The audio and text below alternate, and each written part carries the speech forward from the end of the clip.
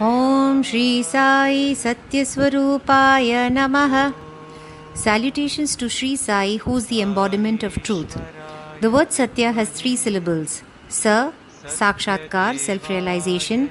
Ta, Tapas, penance. Ya, Yama, control of the senses. The truth experienced through self-realization is Satya. About Satyaswarupa, Bhagwan Baba says, this entire universe is a manifestation of truth. The world cannot exist without it. Each and everything has emerged out of Satyam. God created everything from truth. There is no space where it does not exist.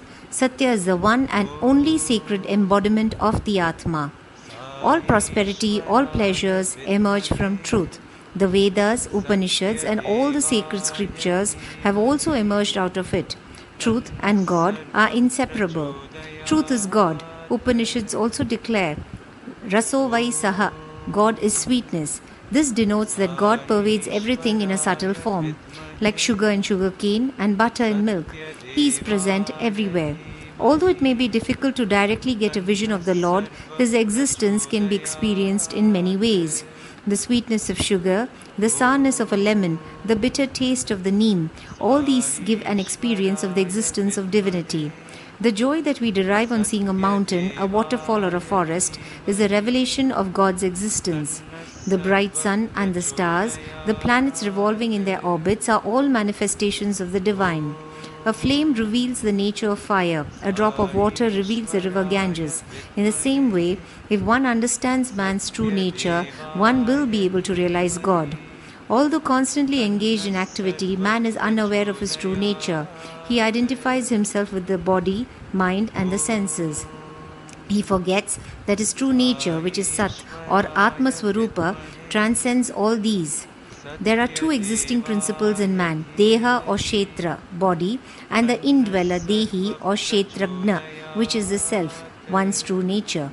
There is a story about young Swami when he used to go with his devotees to the banks of the Chitravati river in the evenings. Once some of the devotees expressed their desire to know Swami's Satya Swarup, true nature. At the time of sunset, while walking with the devotees, Swami suddenly disappeared. Everybody started searching for him, but to no avail. Suddenly, they heard a clapping sound from a distance from a hilltop. When everyone looked in the direction, they saw Swami standing on top of the hill. He asked everyone from there, "Do you want to see the sun?" "Yes," everybody replied in unison. "How will the sun reappear after sunset?" But lo and behold, they could see the Surya Narayana, sun, rising behind Sri Satya Narayana. Its brilliance was so intense, they all started sweating profusely due to the heat. They shouted, "Swami, it's too hot." In an instant, the heat started reducing. Then Swami asked, "Do you want to see the moon?" And the full moon started rising behind him. As the pleasant moonlight started to spread everywhere, the devotees, feeling the cold, started shivering.